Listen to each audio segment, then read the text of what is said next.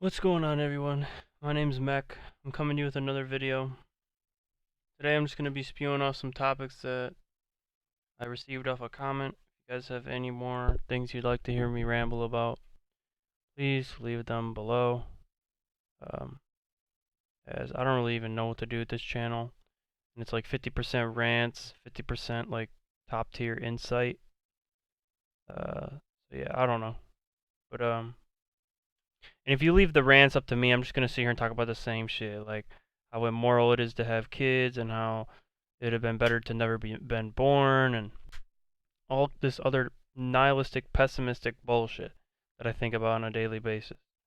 But who wants to think of that shit all the time? Really, I mean, is it even healthy to think of that shit all the time? I mean, is it right? Yeah, probably. Not even definitely. It's just a probably. But is it good to think of it all the time? No, it's not. So let's talk about some other stuff. Uh, What timeline would you like to live in? I'm very specific about this question. I would like to live in the definite part is in the future. This timeline is terrible. And if you mean time period, yeah, that's what I mean. I would like to live in like 2150. Singularity will be definitive by then. No one will be having kids. Naturally, it'll all be artificially. It'll just be an amazing world. A planet with hopefully not people this disgusting, and not a maybe hopefully we won't be trapped in such a horrendous body. Hopefully we can modify the human body in a way where it isn't just hell to be inside of it. That would be nice. But yeah, sometime in the future, anytime 2060 and beyond. All these little fucking crybabies on Twitter, these little crybabies, these leftist babies talking about, oh, our planet is gonna be destroyed. Save the planet. I can't listen to another fucking second of it. At this point, I'm almost convinced they don't actually give a fuck about the planet. They just want the retweets and the fame for it. And the people who actually do care about the planet, what is sitting on Twitter gonna do about it? These people do nothing. We're talking about girls that just sleep around all day, smoke weed, and then retweet about saving the planet. How about you get your ass out there and actually fix the planet then? That would be great. You go fix it. Full on fucking governments can't fix it. And it's not that they won't, and it's not that they aren't. It's that they fucking can't. We're handicapped. It's like we have a finite amount of resources. Yes, they're going to get used. Oh my god, plastic is bad. But do you know that every single alternative to plastic actually damages the planet more? It's not that we want to use plastic. It's that plastic can go into any shape very easily. Like, think of the shape of a pop can. It's very refined. It's like plastic. The thing with plastic is everything, mostly well, yeah, it's been talked about. Like, there's tons of videos on it. Like, it's just every alternative is worse. Like, actually going and chopping down wood is worse. Like, it's just ridiculous. The planet is fine. You'll wake up tomorrow and you'll be okay. And the time clock we are on, that is the whole point of, like, the whole point is so that the technology we create is able to counter the negative effects that we are like leaving on this planet. So all the damage we're doing, the whole point is the singularity and or the technological advances in the next 20 to 40 to 60 years will compensate for all the damage, including the damage to the atmosphere and everything else. And if it can't, then we got to get the fuck on. But we would have had to get the fuck on anyway, as nothing is more important than technological advancement anyway. And so, if damaging the planet in the meantime is a price we have to pay, then let's pay it. But the other reality is it's not even happening nearly at the rate as people say. But I mean, I'm not a climate change denier. I'm all for. I think it's fucked up. But I think what's more fucked up is people just sitting there talking about it and using it for fame, like they give a shit. They don't actually give a shit. They like the way that they see themselves in their own head when they can project to the world that they give a shit, but they don't actually give a shit.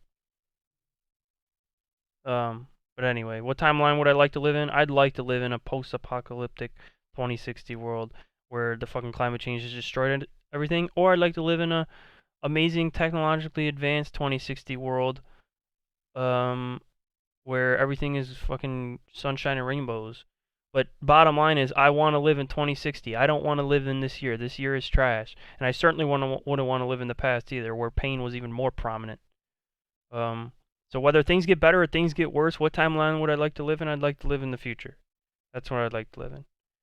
And if you're talking about timelines in the sense of, there's multiple timelines that could exist.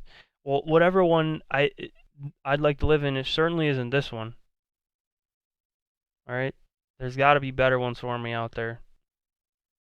How about some with some actual competent parents? That would be great.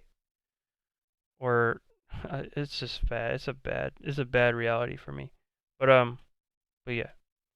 I'm looking forward to the future. It's one good thing I suppose we do have here. But it does seem as if the seconds that pass by are interminable. So, who knows? Who the fuck knows? Alright, what superpowers would you like to have? I don't know. I mean, I'm not too big on the supernatural, really, or anything like this. I mean, the best one I can think of is just teleporting. It's just efficient. Just give me teleporting and I'll be good. Although they have talked about how the issue with teleporting is if you want a teleporter to actually work, in the sense of it's actually a teleporter, then you need to teleport every single atom to a T with no room for error. Because otherwise, whatever comes out on the other end could be an altered version of you. And so can you really call that you? Did you really teleport? Because, you went in one side, and then something different came out another side. So you could even call it a different name, even if one atom is off. Give it a different name, because that's not you. So that's a big issue with teleporters. But yeah, just give me one of those. If I could have one, give me that. What types of people do you think are more likely to be MGTOW? People that are really bad with women in their youth, or people. Okay, not even that. That's actually the wrong answer. That will lead to it, but the more accurate answer of what leads people to be MGTOW is men who weren't born in the peak 20% genetics, and that goes under looks, money, and status.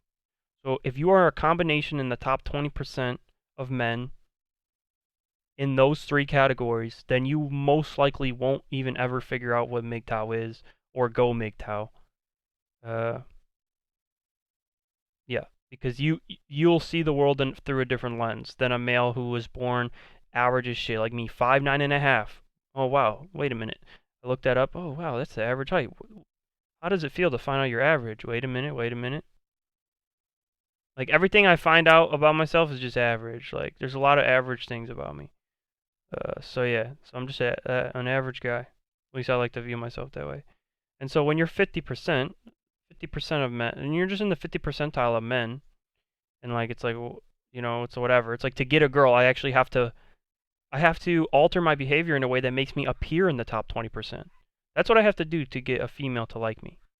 And that's what every male has to do to get a female to like them if they're not in the top 20%. That's why there's a lot of guys who just don't fucking get, like, a lot of the friends I talk to that play video games, these nerds with the anime avatars like me, these guys are like 20, haven't got laid once, and don't even give a fuck. Because porn's better or whatever they say. Or they don't give a fuck. They don't know. They don't care. They don't want to play the game. They'd honestly rather sit on Xbox and jerk off all day. Because they didn't make the cut. They don't even know why. They don't even know why. They don't know that they didn't make the cut. There's no one there to tell them that they didn't make the cut. And then there's, I got a guy who's 300. He's black male, plays football. Literally probably going to go to the NFL. Like, he has it's still a coin flip, but he's in his senior year of college. Like, this guy actually could go. He actually just starts trying his absolute hardest and gets, he has a shot, put it that way. Peak genetics, jacked as shit, 6'5" or whatever, 6'6". I don't know what he is. He's tall as hell. And he sees the world through an entirely different lens. It doesn't make sense to him when I talk to him about women. It doesn't make sense to him why any guy would want to opt out of the game. because he sees it through the alpha perspective, the, top 10%, 15% genetics, where, girls have always given him the attention. He's got girls fucking him, and suddenly they're texting their boyfriend, in the middle of the session. And it's like he's seeing it, but he just doesn't bat an eye. It's like to him, it doesn't matter. So it's like those are the guys who are more likely to go MGTOW. And then the last category would probably be just guys who ended up getting married thinking that a female can maintain the same level of attraction for him when he doesn't even have respect for himself. It's like, okay, okay, here's the thing. Females, by design, are the inferior gender. At least in certain categories. Like, physically, it's blatant. You can't even argue it. We have separate sports because of it. Okay?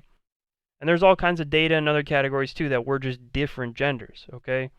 But in this sense, they want to be seen. The men that they end up liking tend to be men that they can, that they view above them. Like, no girl wants to fuck a guy that they see as below them. But when you're married to a female, it's like the female's gonna eventually lose respect for you over time. And so the male that she fell in love with and the male that's giving her the whole paycheck isn't the same guy.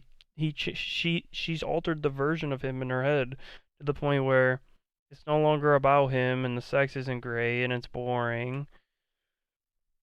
And she doesn't give it up the way she used to, and it's suddenly all about the kids. And so then eventually she just leaves or whatever the fuck goes wrong. When divorces, 50% of them are divorces, so, and 80% are initiated by females. So whatever ends up happening, female leaves, blah blah blah. And then those guys go MGTOW from there after being burned. But reality is, it's like those guys were probably not in the top 20% anyway. The girl probably was bamboozled and tricked, and eventually the guy's true colors were shown. And if a guy really is a strong, independent, top 20% male and ends up getting married, then they'll never end up getting divorced because the girl's always going to idealize him in her head. I mean, she won't have the same respect as she had of him when they initially started, but it's still going to be sustainable. Because it's like no female wants to just get rid of their investment as well. It's like they invested into the male. It's like females aren't that fucked up. Like people MGTOW tries to make them to be way more fucked up than they are. It's just they operate based on emotion, and so you can't really place a lot of logic on it. The most logic you can make sense of women is through MGTOW. That's what it's for. Is to say what the fuck. You know those memes? We grew up with memes of. I knew in my teens, like guys, I always seen guys joke about, they're like females. You can never understand them. Like the guidebook to understanding women is that. So we have the guidebook now. It's written in stone. We don't need it. But to try and make sense of it, it's like it's still kind of like mind numbing. And it gets old. It's like, yeah.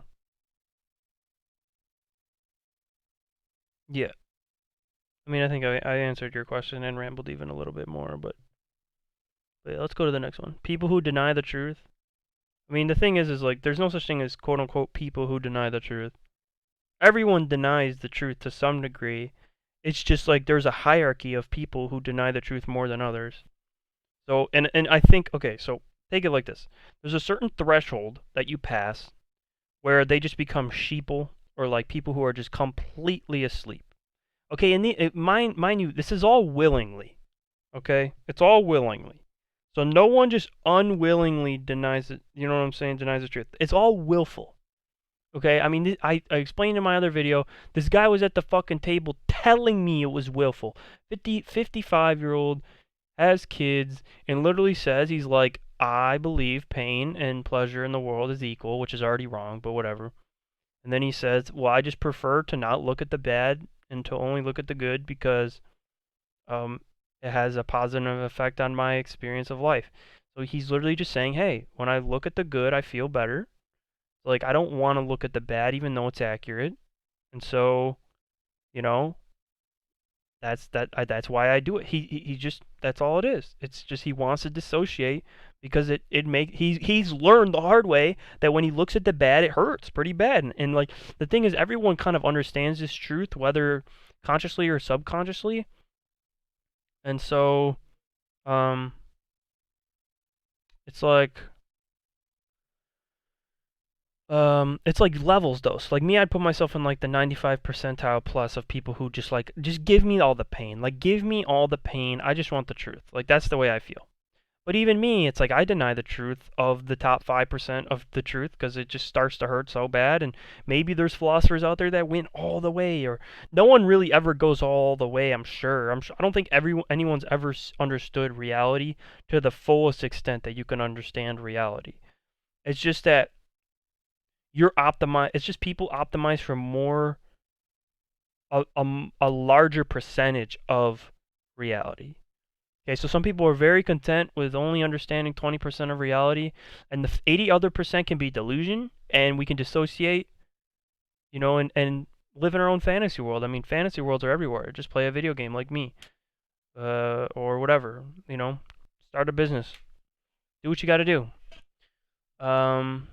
Just do what you got to do to get out of your head, right, and get into somewhere that isn't this. Because when you start thinking about what this is, that's when you go nuts. So it's not that people don't want to know what this is, it's that it hurts. And so everyone is playing this damage control game of how much can I take. That's how I feel about the topic, at least. Emotional people, all people are emotional. And these people who think they're robots, they're wrong. I don't care what kind of deficiency you have or disorder. Even sociopaths, they have emotion, I feel. There's a lot of emotion in their work. So, emotion, I'm a bot, but I get mad. So, anger is an emotion. I might not get sad or this or that, but I get pissed. I get angry, and so that's an emotion. What's wrong with that? And it's a valid emotion, too. I don't think there's anything wrong with it. Anyone who would tell me your anger is not allowed, fuck them. I'll tell them their loneliness and their sadness isn't allowed, or their happiness isn't allowed. Then what? Then they start acting out. So, I don't like that. So emotional people, I don't have an opinion on them. We're all emotional. Males with low testosterone. This is an interesting topic. I mean, this kind of goes back to somewhat connects to the point I was making earlier about MGTOW, but males with low testosterone, basically, they end up in, like I said, the way lower percentages, probably even lower than 50%. We're talking like 70, 80, 90%, where girls just don't want to fuck them. Right? You don't even get the pity fuck at that point. You're just seen as a piece of shit. So a lot of these guys end up, I'm being serious, they end up getting horribly addicted to porn, or that's the least likely one. That's the least likely. The more likely one is that they go gay. This is a very common thing. Or they end up becoming male to female transsexuals, which is very common. 4chan talks about this a lot. Males with low testosterone. I'm not the most educated on this topic, but I work with a guy who's gay, and he looks like, all it looks like, I mean, I'm not hating by any means. Like, this he's a cool guy. He's taught me some things, but like, he's like gay to the point where you just know he's gay every time you talk to him, which is also, again, even that's okay. I mean, shit, it might rub some people the wrong way, but whatever. And so, you listen to him. I mean, me personally, though, I look at him, and all I see is a guy who is very weak. He dissociates and denies reality to a degree that is honestly pitiful. I mean, I know people who are weak by design, and this guy is stronger by design than them, but it's almost like he gave up, succumbed completely to submission, and yeah, he just went gay. He's a socialist, all this, like anything to numb the pain. He is like, that's what he's investing into. He's in tremendous amounts of credit card debt. Like, it's almost as if someone would just like destroy this guy's bubble and just give him like trauma. It's like he's just running from all this shit. And so, I don't know, but that's an example of a male with low testosterone right there. He needs a father figure, he needs this, he needs that, whatever. Again, there's nothing against the guy. I mean, to me, I just see him as a female. I mean, a lot of people in MGTOW have talked about how, like, feminine men or men with low testosterone are pretty much women. Like, they're pretty much the same thing. Um, so yeah, so there's really, 50% or however percentage of the male population, might as well just put them in the category with women. Because they're going to vote that way, they're going to view the world that way through this fantasy lens. Whatever. I don't know. Whatever. Who cares? There's probably more to talk about with males with low testosterone, but as I said, I only know so much about it, so it is what it is. Functions of the INTJ. I want to know your point of view about the functions of the INTJ. I want to know your interpretation of the 4 functions. Introverted intuition, extroverted thinking, introverted feeling, extroverted sensing. How would you explain them? Okay, so my stance on the lineup of the INTJ, we could start with introverted intuition. Our dominant function, this is by far the most important function. It dominates the personality far past the other functions. I mean, think of it like this. If your body is your functions, NI is like the chest, the arms, and like, extroverted thinking is like the legs. Introverted feeling is like your hands and feet. And you know what I'm saying? Extroverted sensing is like your hair. Like, basically, introverted intuition makes up such a large part of the personality to the point where the other ones are not nearly as valuable. But the second one is still pretty big, but the first one is giant, like huge. More than half. So introverted intuition, what it is it's sort of like this, like the way that it's been explained in some cases, it's sort of like a prophet. Like, you just pull this shit out of your ass. It's like a gut feeling. It's a lot of things. So one way I explain the difference of extroverted intuition and introverted intuition. Introverted intuition, if introverted intuition is playing chess against extroverted intuition, introverted intuition sort of hones in on like 1 or 2 plays. Like, it sees like, man, I can move this rook up here and that impacts the board this way, and this way. Or I can move the knight here and that impacts the board this way, or this way, or this way. But now imagine this is all happening unconsciously. But really it's more like you actually most of the time don't even have a second option. You mostly just have one play. Like let's say we're playing chess. Boom, you make your move. The second it comes over to me, like, I already just, my gut just has a move that I want to do. Like, it's just, that's what my introvert intuition is telling me. Just move this horse here. Like, it's just a gut feeling. Like, I know instantly what I want. It's no, it doesn't take any time to process. It's just like my gut just knows right then and there what I want. And so, but here's the thing with introvert intuition. It can sort of see how that move is going to impact the board 3 turns down the line, multiple turns down the line. It sees the future of that play, unlike extroverted intuition or any other function does. So what we are really good as visionaries is just predicting things. Like, I am a god at predicting things, and I'm really good at planning things out and seeing things long term. That's what NI is really all about. So, and again, it's not really any deductive thing. It's like, no, your introverted intuition, all it does is it just uses past experiences to break down. It just breaks down, like I said, okay, it just breaks down past experiences to predict what's going to happen next, or to jump you. It sort of like leaps you into the future. It leaps you into the future, into a possibility that you deem is likely to happen. See, unlike the ISTJ with introverted sensing, they are using past data to prevent against bad future circumstances. What we are doing with as INTJs is we are using past data to leap into good or favorable positions. So yeah, that's introverted intuition. It's also the internal framework of introverted intuition is like a web. Everything is sort of connected. Like, imagine a bunch of dots, and they're all connected. That's sort of what introverted intuition looks like internally, and that's why my brain can go, like, when you hear me talk in these videos, I sort of never stop talking. And it's all instantaneous, as intuition should be. But the thing is like, it's all instantaneous. But so you would think on the surface that I have good memory, but no, none of this is memory. It's sort of like it's all just connected to other stuff, and it's like a rope, and I'm just pulling it all out. And that's what I'm doing. I'm funneling you this rope right now. That's what introvert intuition is.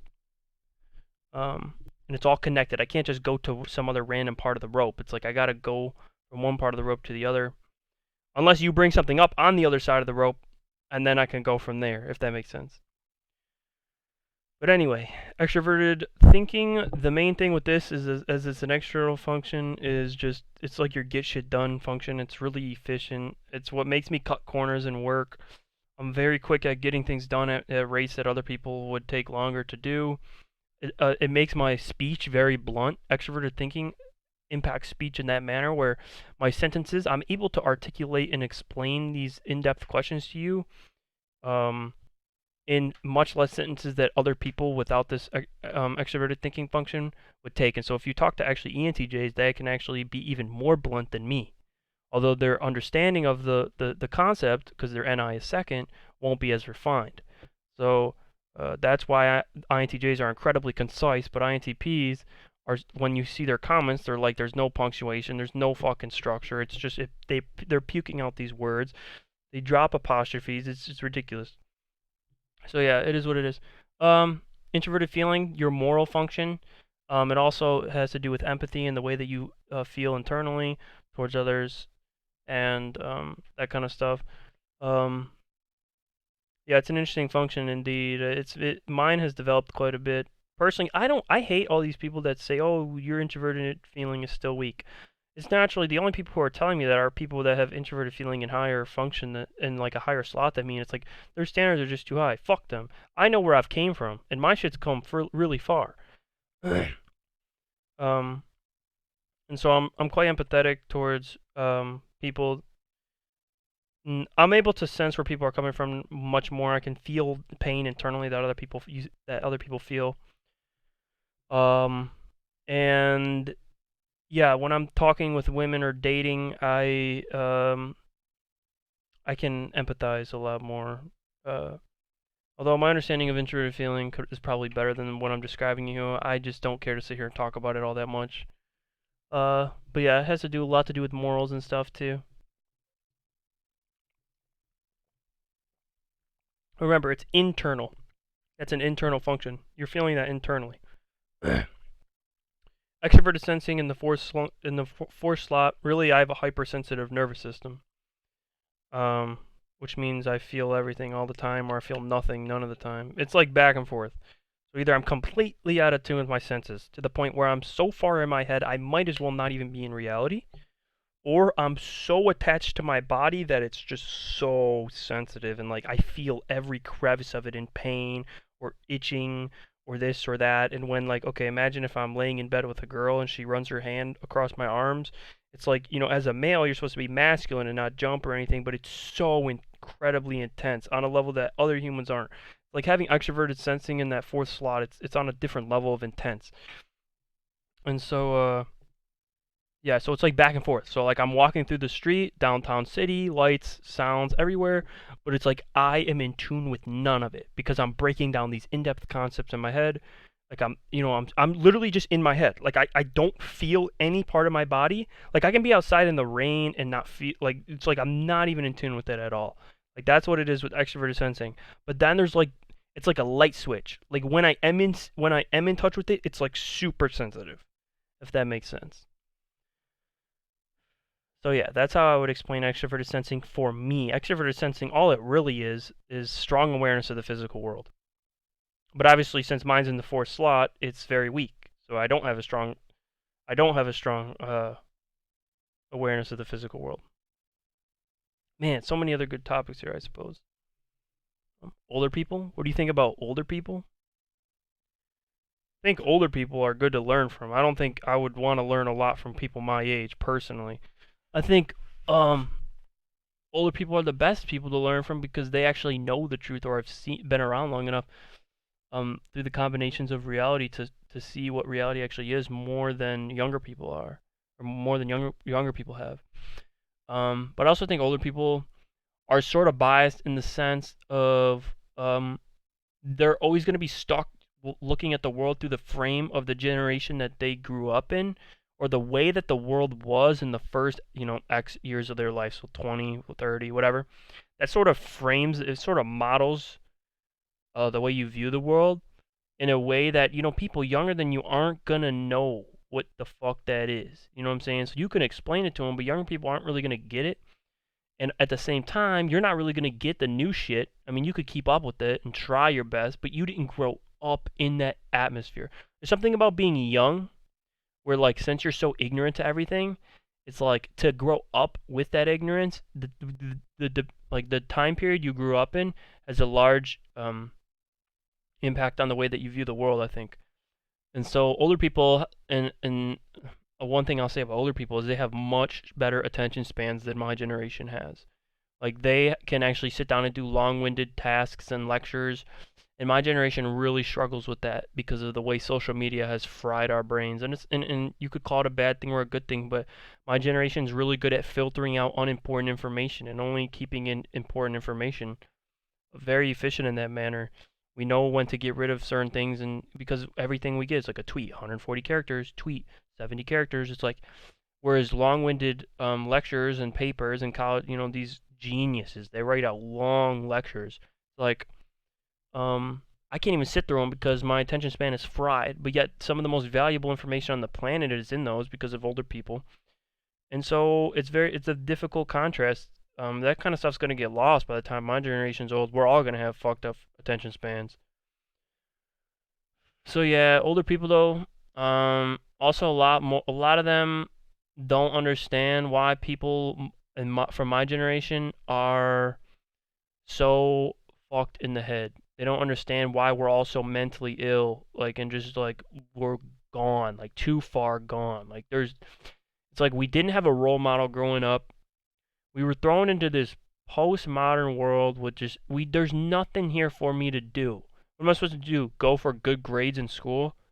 No, I was cracked on video games from the start because I was like, dude, what am I doing here? And mind you, this is all taking you guys gotta understand when I say that there's nothing to do here and everyone's bored and look what everyone's doing. You gotta understand, it's everyone else is on the same page as me, but it's just unconscious. Like they're not looking at it like that. They're not seeing it that way. I just see it everywhere I go. I see it all the time because I can't unsee it. That's just the kind of guy I am. And so the way I see it is I'm bored, and that's just how it is. But everyone else is bored too, but they just don't admit it or they're not looking at it. They don't want to have to look at it. It's too painful to realize how bored they are. Um, So yeah, so I think older people don't really understand because in their generations they had role models, things were more in place, the government wasn't robbing you nearly as bad. They were less owned. I mean, they were owned, but now we're really just owned. I don't know. I feel like everyone is sort of slaves. I mean, we're all, even if you're even the most free person on the planet is a slave to their body and their biology and this and that. Freedom is sort of like there's hierarchy. There's a whole hierarchy of freedom. Like there's stairs of freedom. So yeah. There's a lot more I could say on older people, but I'm actually kind of getting tired of talking because I've been talking so much. Um, you asked about consciousness and if people are NPCs. I mean, people aren't really NPCs, but it goes back to the thing about people denying the truth. It's like there's only so much people can take, or that people want to take. Remember, it's willful. So yeah, they're not really NPCs. They just don't want to see the truth because it hurts too bad. That's all it really is. The collapse, and then is there a last question? The collapse. What do you think you would do if this were to happen? Let the world collapse. I don't know. There's nothing left here for me except the singularity. So if that's gonna happen, then I'm in. If not, whatever. There's nothing here. So, but the thing is like even if the singularity does happen, it's like the power differential. It's like I'm not gonna have a say so in anything, you know. And I'm not mentally stable enough to get myself in a position where I have a say so to do anything. And even then, it's like it's all timing and, you know, this or that. It's like the people who end up in power, it's so random. Like it's so random. This world is so random. Um. So yeah. I'm not worried about it. I'm just doing me. I'm sitting in my crevice of the world. I'm waiting for hopefully better days to come. And it'll be a long fucking wait. But yeah, but yeah. Thank you to Zagon Fox for these questions. Like I said, I'll do more of these questions. You guys leave questions, want to hear me ramble and talk. I talk about all this stuff. But yeah. This was fun. This was a good way to get some steam out. I think I answered a lot of these questions pretty good. Some of them I could have answered better, but it is what it is. Also, my life has been above average than normal lately, but that still isn't saying much, right? It's like still bad, but it is what it is. There's more work to do on my end to be living a better life, but I hope you guys are working on yourselves as well in any category. Pat yourself on the back for progress because no one else will. So yeah, until next time though.